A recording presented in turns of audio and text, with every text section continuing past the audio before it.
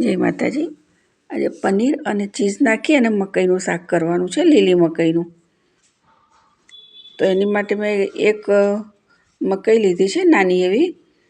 તો પેનની અંદર બટર લઈ લેવાનું અને બટરની સાથે આપણે થોડુંક તેલ નાખીશું એટલે બટર બળી ના જાય। લઈ લઈએ પેનમાં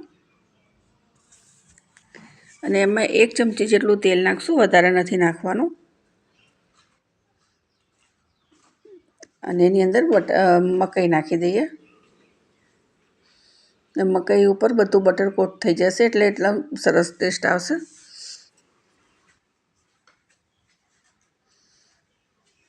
બે મિનિટ જેટલું સાતળવાનું એને બટરની અંદર અને 1 મિનિટ જેટલું ઢાંકીને રહેવા દઈએ। એને લઈ અને પછી બીજું તેલ મૂકી દઈશું અને તેલ થઈ જાય એટલે રાઈ, જીરું, લીલા મરચાં અને લસણની કટકી નાખી દેવાની। થોડું આદું છીણ્યું છે એ લઈ લેવાનું।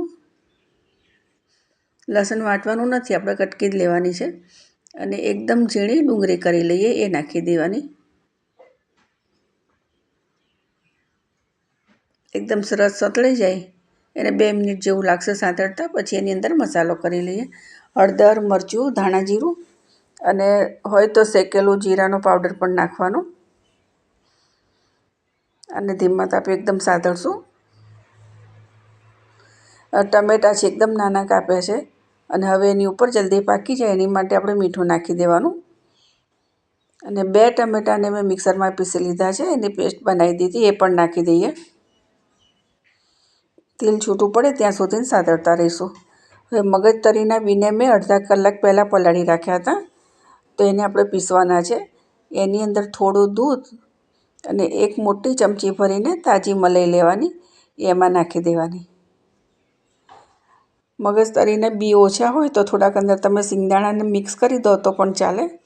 હવે આ જે વ્હાઈટ પેસ્ટ બની છે એ આ ગ્રેવીની અંદર નાખી દઈએ।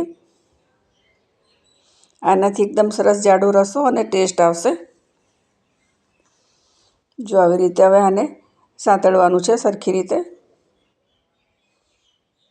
થોડું પાણી નાખી દઈએ અને સાતળતા જઈશું।